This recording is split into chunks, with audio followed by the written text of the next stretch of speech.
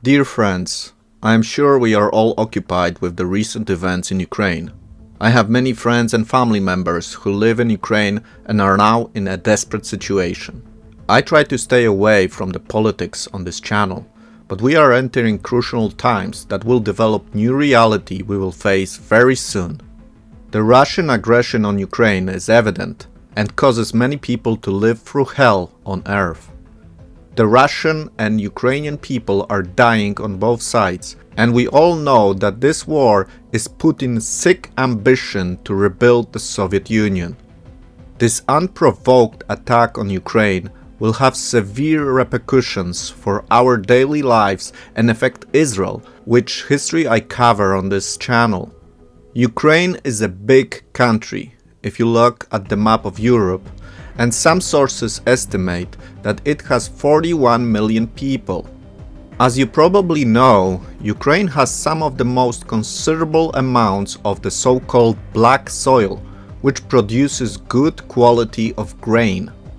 The black soil is really wonderful, and even in the times of the Second World War, Hitler was transporting trains of this black soil to Nazi Germany. In 2020, Israel imported more than $150 million of goods from Ukraine, with a heavy emphasis on food. More than 70 million went toward the imports of oils, dairy, eggs, and grains, according to the tradingeconomics.com. During the visit to Israel earlier this month, Ukrainian Deputy Foreign Minister said that Ukraine was the source of half of the grain imported into Israel. Furthermore, Ukraine is responsible for a large portion of construction materials imported into Israel. In 2018, Israel imported more than 175 million worth of iron and steel. As a result, the Israeli construction industry stands to suffer a blow from the ongoing conflict. A significant chunk of the startup nation labor force is based in Ukraine, as cheaper wages and lack of time zone related complications and exceptional high-tech talent had led companies to outsource their work to Eastern European nations such as Ukraine. Gas prices throughout Europe are expected to skyrocket due to Russia's position as a key source of oil. The price of a barrel of oil is currently over $100 for the first time since September 2014. Gasoline prices in Israel were also recently raised and are expected to rise even more. Furthermore, tens of thousands of Jews live in Ukraine, making it home to one of the world's largest Jewish communities. How many Jews live in Ukraine today? This is a difficult question to answer with specificity, complicated by the cultural makeup of Ukrainian Jewry and its history. A 2020 demographic study of European Jewry puts the numbers of Ukrainians who identify as Jews at 43,000, but some estimates of people with Jewish ancestry quadruple that number. I also think that in Ukraine there is much more Jewish people living.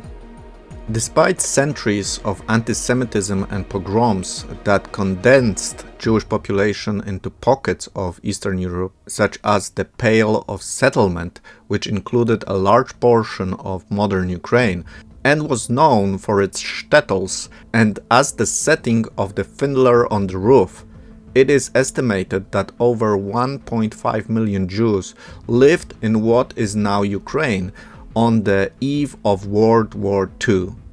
Approximately 1 million of those Jews were killed in the Holocaust, but a 1989 census estimated that close to 500,000 lived in Ukraine in 1989, before the dissolution of the Soviet Union.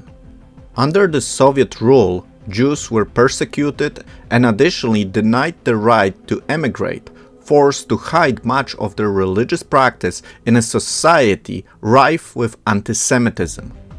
After the Soviet Union collapse, close to 80% of those Jews left for Israel and elsewhere. Many of those who remained are elderly and poor, and others are disconnected from their Jewish heritage, perhaps from the decades of persecution. But I also know that in Ukraine there are large amounts of also Jewish youth that are very active in the public life.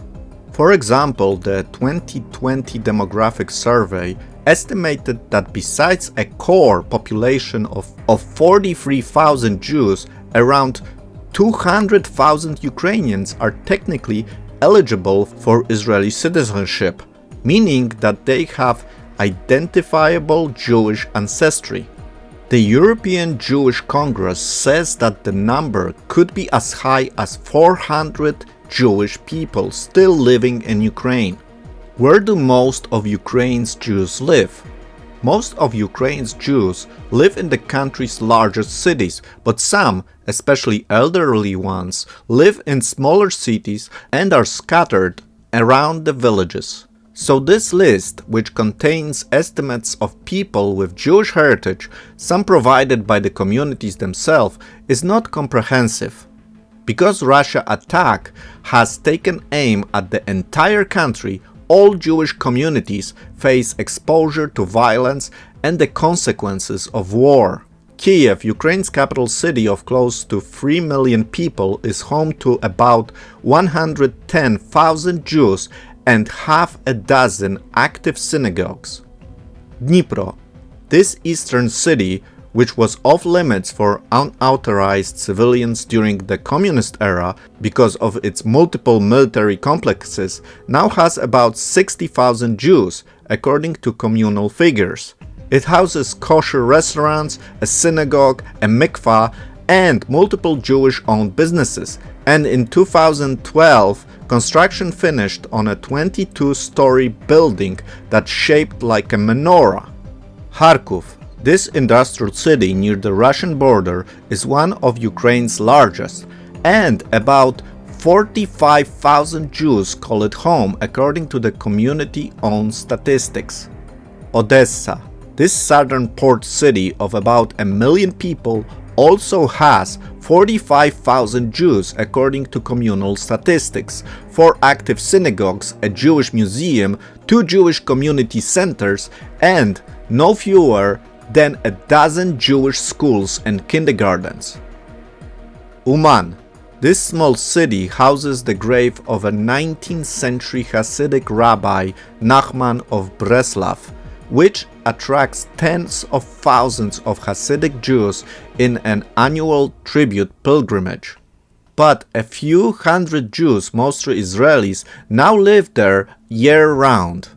Lviv, this western city near Poland, is home to a few small Jewish communities of 100 to 200 people each.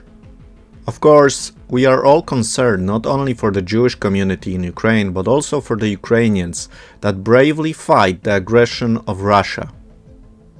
Those are very difficult times for the Jewish people, and we will probably see a massive aliyah return to Israel from this devastated country.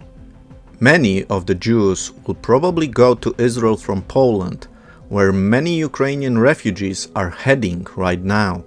Please pray for the peace in Ukraine, and I will try to keep you updated on the situation. Shalom.